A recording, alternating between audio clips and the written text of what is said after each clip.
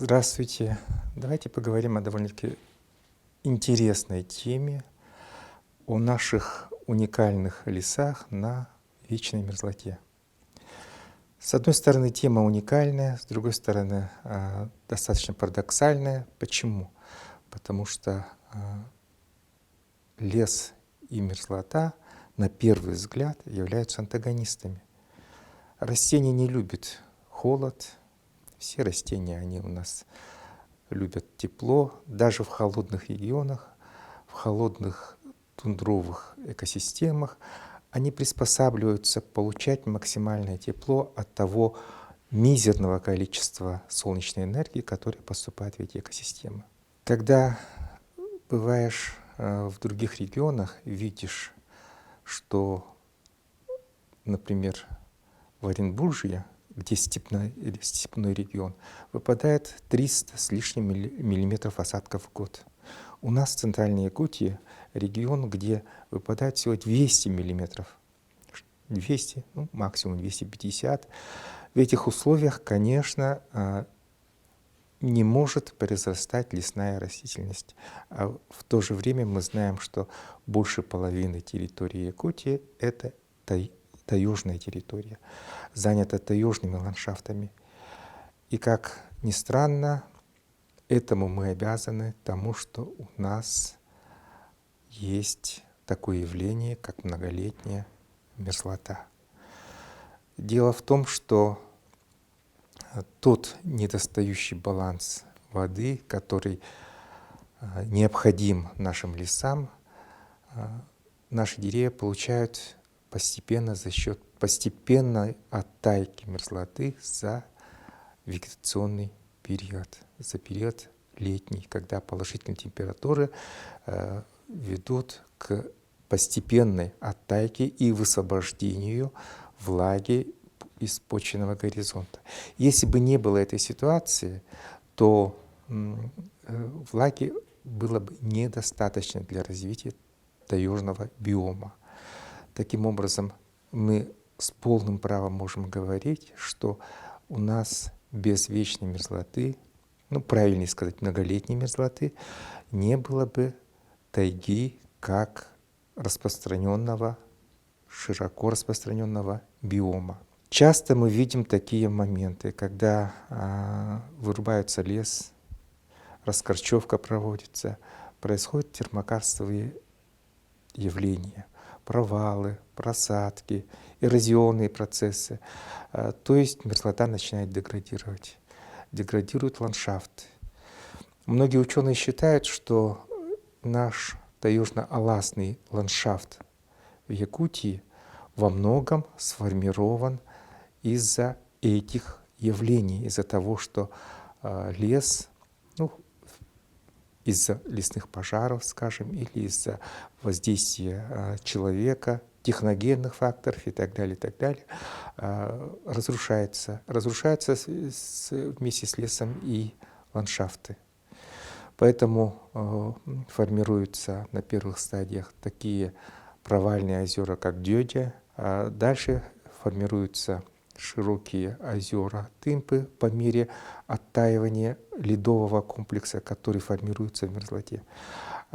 Дальше по мере испарения этой влаги формируется алас. Это один из вариантов формирования аласного ландшафта, аласного комплекса. Когда мы говорим о мерзлоте, мы думаем в первую очередь о том, что это лед.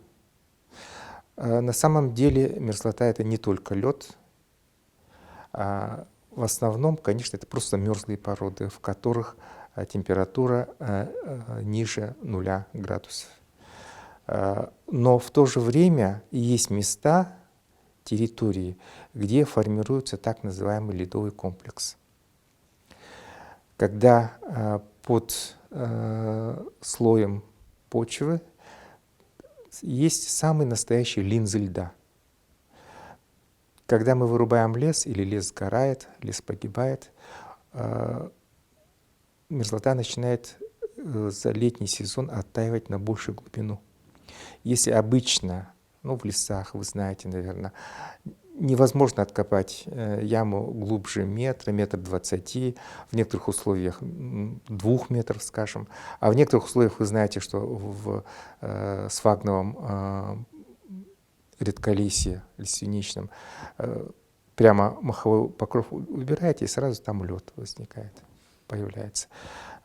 То когда нарушается вот этот покров, в первую очередь лесной, древостой, то лед начинает таять. А в таких условиях до 95-94% всей массы грунтов составляет вода, то в мерзлом агрегатном состоянии в виде льда. Своеобразием наших лесов является то, что они формируются в условиях очень критических для жизни растений. Ну, представьте себе, корни находятся при отрицательных температурах. Даже в корнеобитаемом слое это плюсовые температуры, но низкие плюсовые температуры.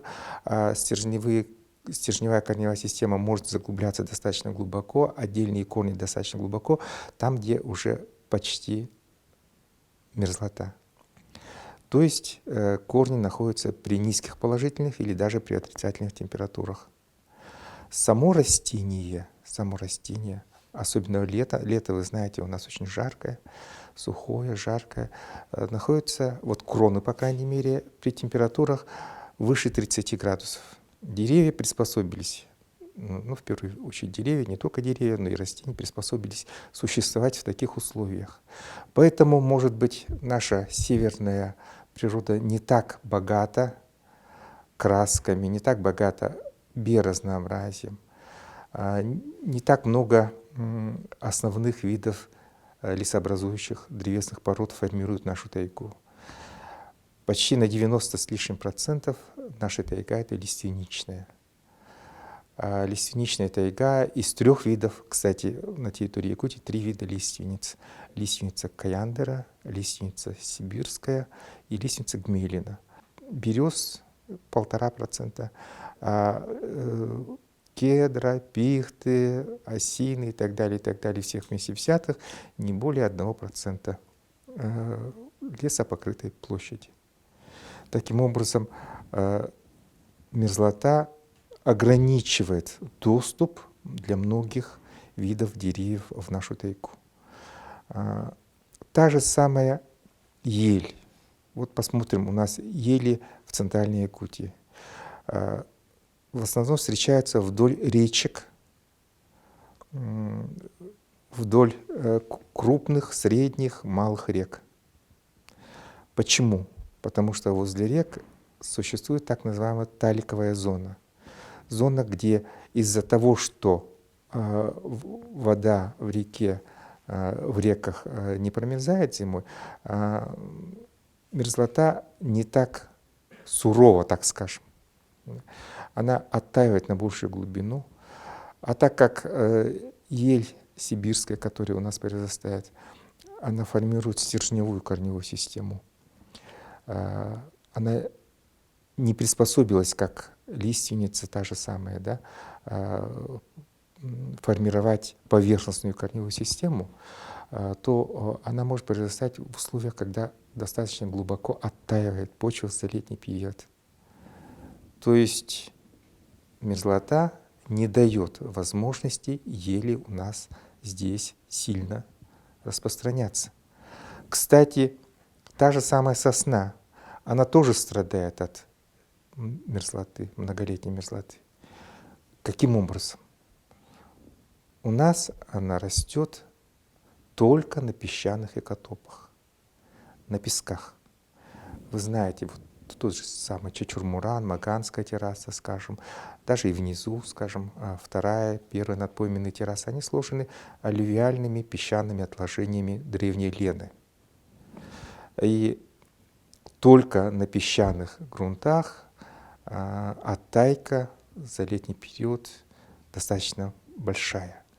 Поэтому в наших сосняках достаточно сухо, вы знаете. Один момент, другой момент, который связан с многолетней мерзлотой и лесом, это то, что наши леса горят. Странно, казалось бы, при чем тут это? Да? Причем тут пожары и мерзлота? Из-за того, что у нас есть мерзлота, у нас небольшой корнеобитаемый слой. Слой, из которого деревья могут получать минеральное питание и влагу. Из-за этого деревья у нас отстоят друг от друга достаточно далеко. Между ними конкуренция внутривидовая достаточно высокая. Если в самом начале жизни, вы знаете, в молодняковых чащах очень густо растет та же сосна, та же лиственница, по мере роста этих деревьев, если на 1 гектар было 100-300 тысяч деревьев, то в спелом состоянии их остается всего 1500, 1000, а то и 700 штук на 1 гектар.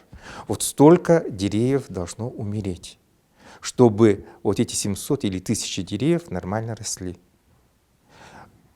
Таков очень жесткий конкурентный такой статус у наших лесов.